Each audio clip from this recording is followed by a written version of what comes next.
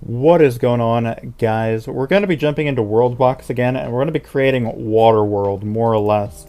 I want the water level to be at 70, which is about the max we can do without completely flooding the map. Random shapes.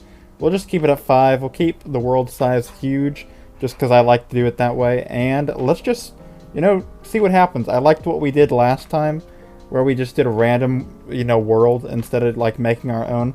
I think I'll probably go back to making my own worlds if you guys want me to. But yeah, give me ideas, what do you want me to, do in WorldBox?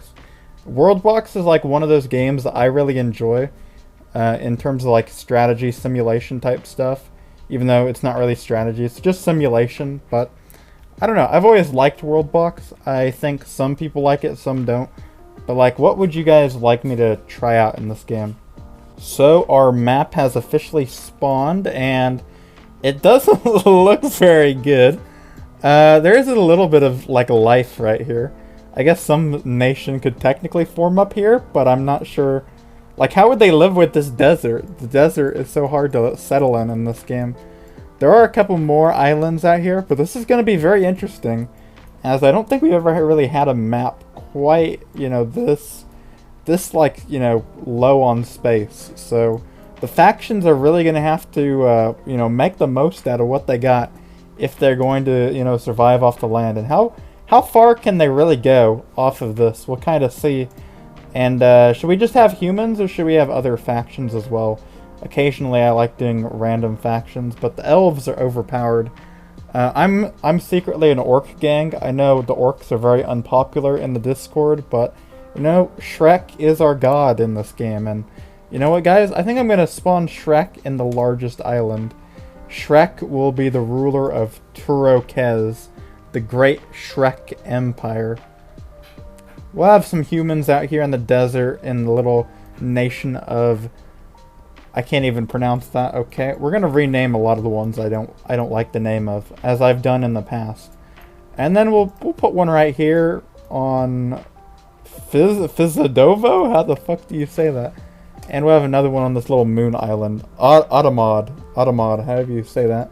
A lot of these names, I've never liked the names in this game. How do you pronounce Orfkavo? Is that how you say it? A lot of these names, they get pretty crazy. I think 5 factions. What do we got? 5 factions? That's probably good enough for the moment. I'm gonna name a couple of them. I like the Korokez name. Or the Torokez name, so I'm going to keep that. The other ones I'm probably going to name change, so I'm just going to throw that out there.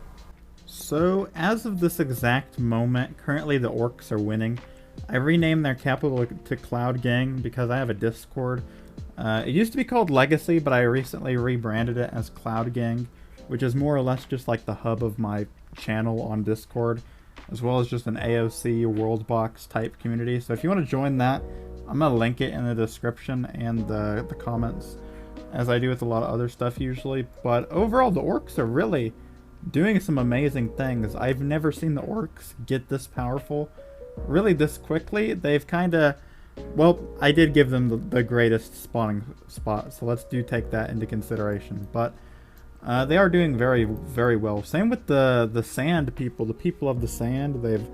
They've managed to actually do, all right for the desert. I mean, I don't think they're going to be the winner, but you got to give them, props for making this work somehow.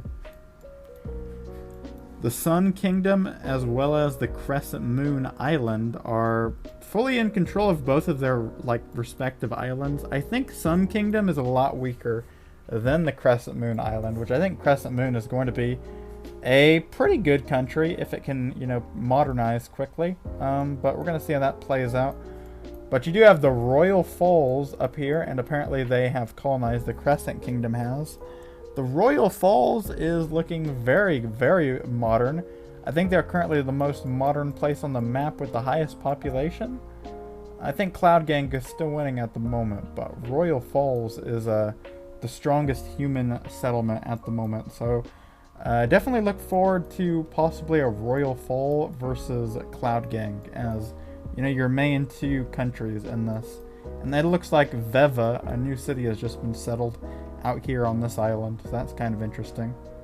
It does appear that there is a fight for the northernmost island. It looks like the red are losing.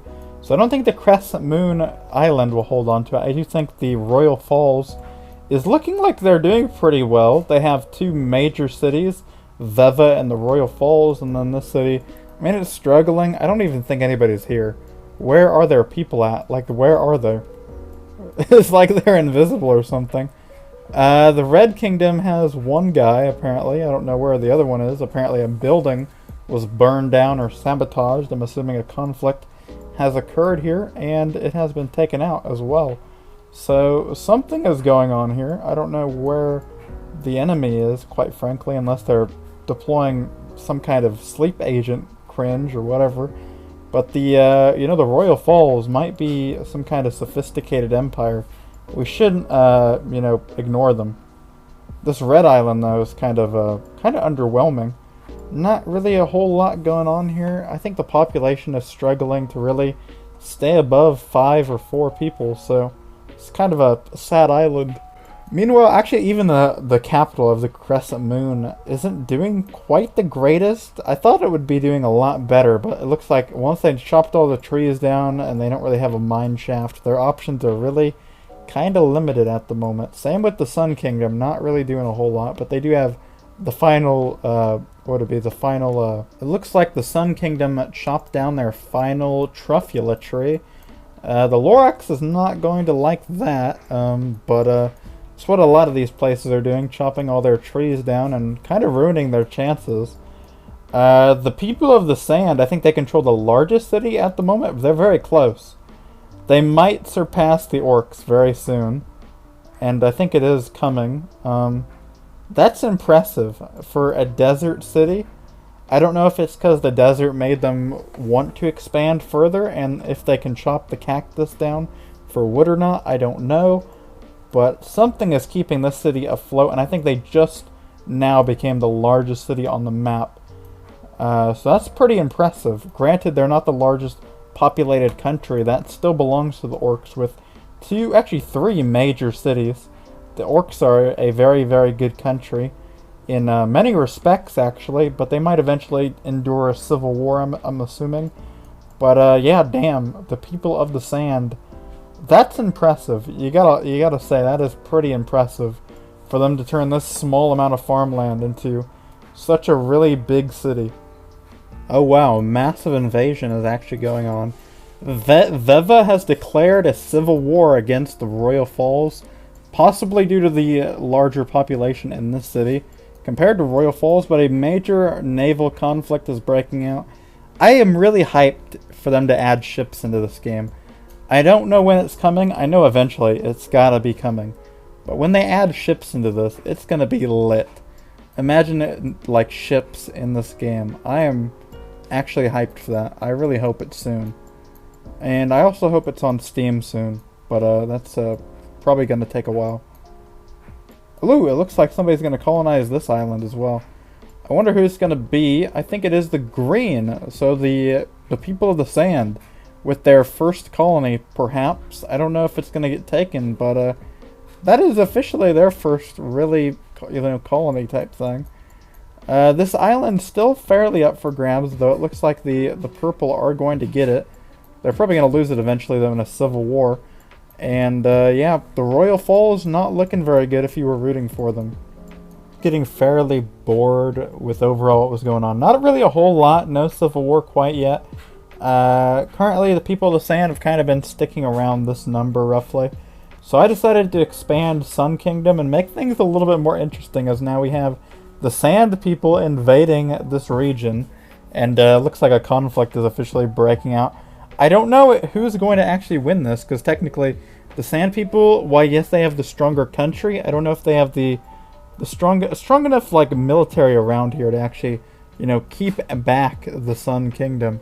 But granted, if the Sand people can expand quickly enough, they will definitely, eventually I'd assume, kick the Sun Kingdom off of this region. Currently in the island that does not seem to want to really rapidly expand, nothing is going on. I don't know if that's because of a stagnant economy or something along those lines, but nobody really wants to build here, so let's change that. Let's bring up both of these places to about 11 people. And maybe we can start seeing a little bit more development. I know it's cheating, but I'm kind of... Like, this is the biggest island on the map. How is it not developing? I don't know what the deal is, but we're going to hopefully see a little bit more development now. And it looks like a lot of development is going on in the north for some reason. So that's kind of different. It's like they're building in two separate parts of the city, which I've never really seen that happen before, so that's kind of interesting. Oh yeah, it looks like the Royal Falls took a big hit from that conflict. They lost a lot of people, and you know, they're not looking the greatest. They really aren't. Neither is Veva though. Veva's not looking the greatest either though. I'm not gonna lie. Both of these countries are probably never gonna really do a whole lot if they keep fighting each other like that. I'm probably going to give this game to the People of the Sand as much as I want to give it to Cloud Gang. I don't think Cloud Gang put in enough effort. I think eventually they would probably get outclassed by the Sand People. But I think in terms of the leaderboard, they are still on top by quite a bit. And they do have two major cities. Granted, I just don't think they're not producing enough food to really grow as big as they could be. And I think the People of the Sand, they just keep going. Like, they're not stopping. Well, maybe they just did a little bit. They lost about 5 people there. But for the most part, they've been pretty stable as they kind of recoup that number. And I don't know. It's been kind of interesting to watch it. But I'll see y'all for the next one. And hopefully you enjoyed. Cloud Gang for life. Peace.